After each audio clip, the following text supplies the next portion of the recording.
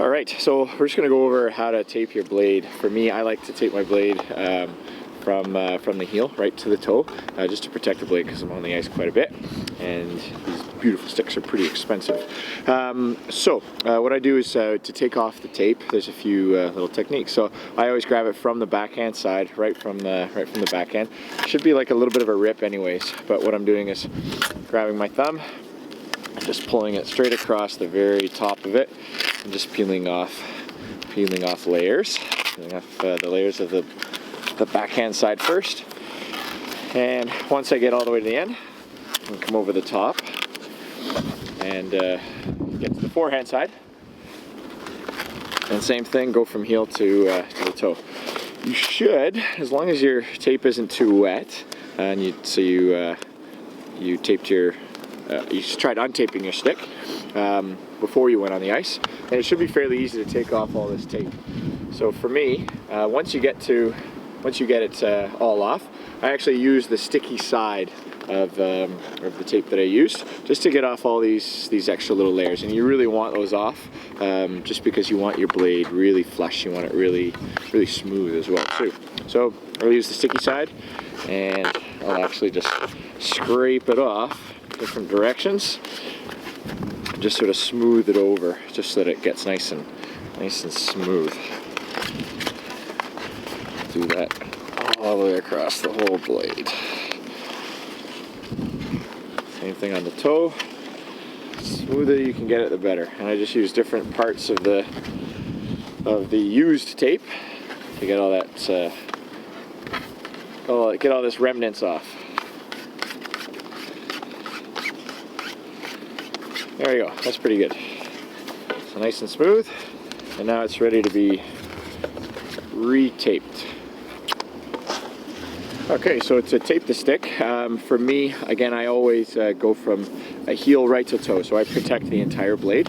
To start, I always grab a very small sheet of tape, and I'll put it right over the toe, just to protect the toe.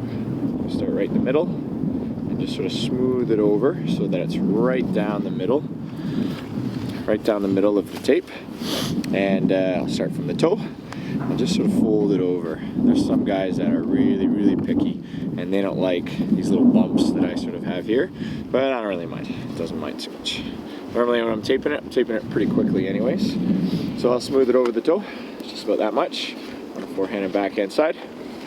And then once I know that's well protected, I do a lot of toe drags and constantly using the very edge, so it's important to have that layer, I think. Once you finish off that layer, I always start from the forehand side on the heel.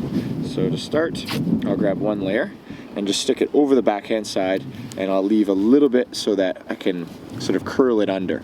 And now, if you look on the forehand side, since it's curled under, it's going to be very easy for that to stick, and I can really tug on it and get it nice and smooth.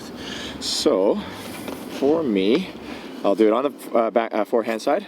I'll do one layer on the backhand side, and my technique is always the same, where I'll sort of pull it down with my thumb. I've got two fingers inside the hole of the tape, and I'll smooth it right over top of that extra little lip that we made on the backhand side. So once it's smoothed over, I'll use my thumb and just keep it nice and flush. And then I'll look over the forehand side and do the same thing. So what you want to do is you don't want to layer up too much. You don't want it to be too thick. So what I always do is half of the width of this is where I'll put half of the width of the next layer. So that's right down the middle. Okay, you don't want to put it too much to one side or not enough. You also don't want any gaps in between. So that there's any of the actual shaft, any of the blade actually showing. So I put it right down the middle, and then I'll smooth it over, pull it nice and tight, and then if you look, I got it right down the middle as well here too. So that looks nice and smooth. One soft layer and one nice and thick layer. So the next time that I pull it up and over, all I need to do is look for the very edge of this tape to touch the very edge of the middle of that lip. I'll do the same thing. Just sort of follow that line that we have there. And repeat. Same thing, I still got two fingers inside the hole of the tape. I'm still using my thumb to pull over the top of it, keep it really, really flush and really, really smooth. When Crosby does it, he will actually look at his backhand side every time and look at his forehand side. For me, I just need to look at my forehand and know exactly what's happening on the backhand side. Backhand side looks nice and smooth as well too, but it always looks fancy when you split forehand and backhand side.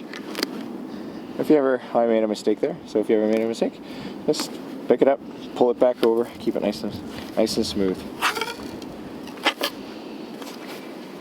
Alright, when you get to the toe,